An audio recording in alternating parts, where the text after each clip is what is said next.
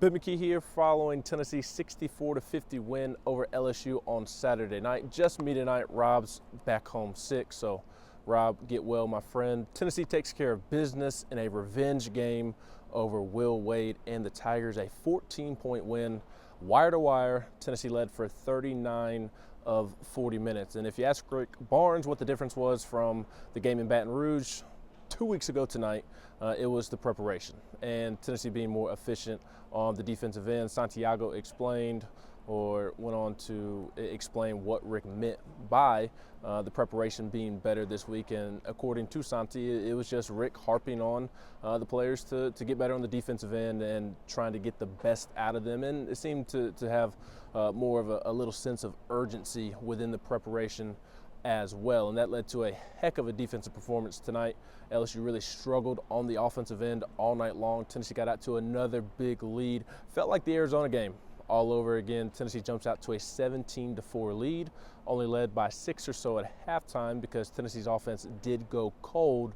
But a big reason the offense got out to a fast start is because Santiago Vescovi, who seems to have LSU's number, he's been terrific against LSU throughout the course of his career.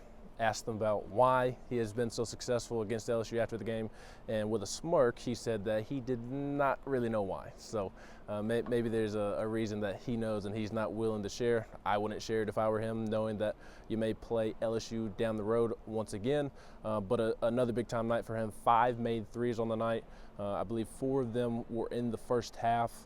Just big offensive showing from him tonight, and Tennessee struggled making shots this year, and that wasn't really the case tonight, and that was because Santi was able to kind of get it going early and often. Josiah Jordan-James made a couple of threes. We had Justin Powell chip in. Kennedy Chandler had an early three. Zakai Ziegler had a big three here in the second half. LSU had cut it to 6 late with 5 minutes to go. Tennessee finishes on a 13-5 run, and part of that is because of a big Zakai Ziegler three, which, talk about the stones, and that guy was 1 for his last 15 over the last 3 games and still able to step up and knock down a big shot in a big moment. And then on the other end of the floor, after he knocks down a big three, he draws an offensive foul.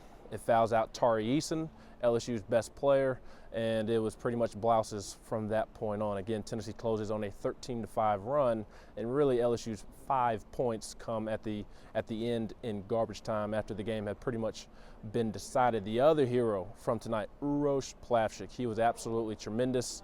I believe it was 10 and 6 that he finished with, but it's really his emotions and his energy that has been just absolutely critical for this team. We've seen a difference in the team's emotions this week, and there is a direct correlation with Uroš being inserted into the lineup. Not afraid to back down from anybody, and Tennessee had that intensity all night long. And LSU may have helped before the game. Teams had to be separated, supposedly.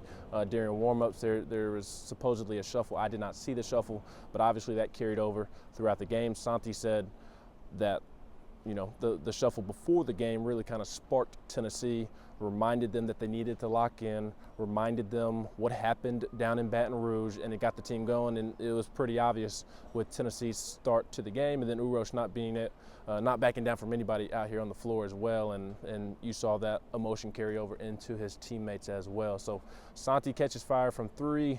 Uroš, big energy all night long, sparks Tennessee to a 64-50 win over LSU.